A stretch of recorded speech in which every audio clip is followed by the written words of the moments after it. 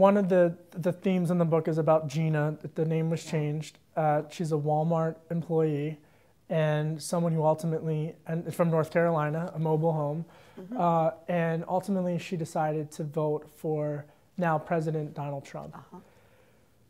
We can talk a lot about the reasons for why President Trump was elected, but what should Democrats' message be to people like Gina in 2018? So I think it's two halves. I think the first half is a message about Trump. He made a set of promises. He tapped into an anger that's real. It's very that's real. real and justified. And he made a lot of promises about what he was going to do. He got in office and he has made a 180-degree turn.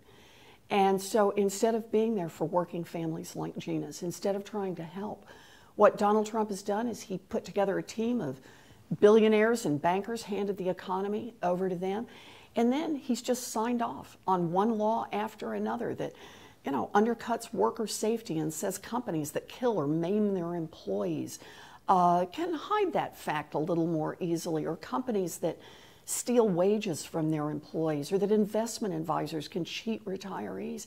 And then for me, the health care bill says it all. It's about knocking 24 million people off health care, raising costs for middle-class families, opening the door to discriminating against people with pre-existing conditions, all to produce a tax break for a handful of millionaires and billionaires. So the McCarthy amendment didn't do enough. So part one is, it's not about what Donald Trump says. It's not about what he tweets at 3 a.m. or what slurs he throws out. It's about what Donald Trump actually does, whether he delivers and who he's delivering for. And so far, first 106 days, however far we are, it has been about delivering for those at the top and not for working people. But the second half has to be about what Democrats are willing to get out there and fight for. And that's what this book is about. We get out there and fight. The way I see it, we fight for opportunity. Fight for opportunity for young people. Fight for opportunity for people who want to work and earn a living. Fight for opportunity for seniors who want a chance to retire with some dignity. It's about what will be in this fight for, not a bunch of promises, but what it is on the ground you're going to fight for every day. You know, I never wanted to go into politics. This wasn't part of my life.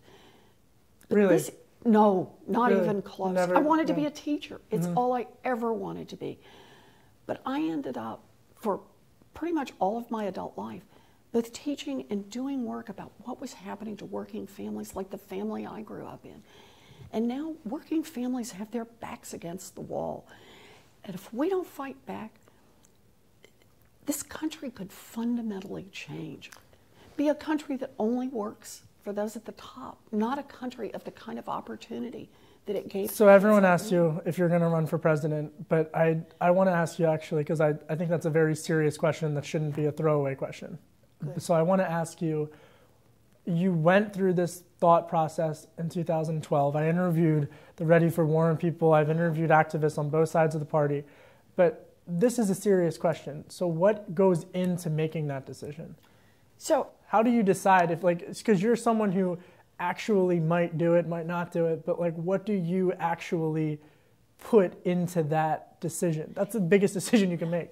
It's a very thoughtful question, but I actually have to put this in a temporal place.